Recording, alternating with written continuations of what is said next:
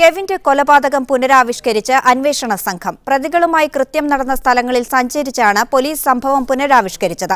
കേസിന് ബലം കിട്ടുന്ന തെളിവുകൾ ലഭിക്കുന്നതിനായിരുന്നു ഉന്നത പോലീസ് ഉദ്യോഗസ്ഥരുടെ സംഘം പ്രതികളുമായി സഞ്ചരിച്ചത്. കൊല്ലത്ത് നടത്തിയ തെളിവെടുപ്പിൽ പ്രതികൾ ഉപയോഗിച്ച ആയുധങ്ങളും പോലീസ് കണ്ടെടുത്തു. കെവിനെ തട്ടിക്കൊണ്ടുപോയ അതേ സമയത്തും സ്ഥലങ്ങളിലും പ്രതികളുമായി പോലീസ് സംഘം സഞ്ചരിച്ചു. ഇന്നലെ രാത്രി 1:30-ഓടെ എസ്പിയുടെ നേതൃത്വത്തിലുള്ള പോലീസ് സംഘം കെവിനെ തട്ടിക്കൊണ്ടുപോയ മാന്നാനത്തെ വസതിയിലെത്തി. കൃത്യം നടന്ന സ്ഥലത്തെ വെളിച്ചമടക്കമുള്ള കാര്യങ്ങൾ സൂക്ഷ്മമായി പരിശോധിച്ചു. കേസിൽ പ്രതികളായ റിയാസ്, നിയാസ്, വിഷ്ണു, നിഷാൻ എന്നിവരെ കൊല്ലത്തെത്തിച്ചും പോലീസ് തെളിവെടുത്തു. കെവിന്റെ മൃതദേഹം കണ്ടെത്തിയ ചാലിയേക്കരയിലെ തോടിന് സമീപമാണ് ആദ്യം പ്രതികളെ എത്തിച്ചത്. ഇവിടെ നിന്നും കെവിൻ ഓടി രക്ഷപ്പെട്ടതാണെന്ന വാദത്തിൽ പ്രതികൾ ഉറച്ചുനിന്നു. ഇതിനുശേഷമാണ് വിഷ്ണുവിന്റെ വീടിന് സമീപത്ത് നിന്ന് പ്രതികൾ ഉപയോഗിച്ച മാരകായുധങ്ങൾ കണ്ടെത്തിയത്.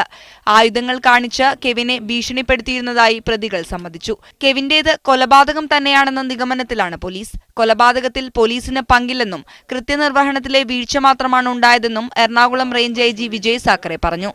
ക്രിമിനൽ ലയബിലിറ്റി ഒന്നുമില്ല, ലാപ്സസ് മാത്രമാണ്. SI GD charge, ASI Babu driver, ഈ 2 പേര് എക്സ്ട്രാക്ഷൻ കേസിൽ പ്രത്യേകമുണ്ട്, ബെയിൽ കിട്ടിയിട്ടുണ്ട്. ബാക്കി പോലീസുകാരുടെ ക്രൈമിലെ ഒന്നും റോളില്ല. കൊലപാതകത്തിന് വ്യക്തത വരുത്തുന്നതിനായി മെഡിക്കൽ ബോർഡ് രൂപീകരിക്കണമെന്നാവശ്യപ്പെട്ട് ആരോഗ്യവകുപ്പ് ഡയറക്ടർക്ക് അന്വേഷണ സംഘം കത്തയച്ചിട്ടുണ്ട്. കൊല്ലം ബ്യൂറോയ്ക്കൊപ്പം മീഡിയ 1 കോട്ടയം.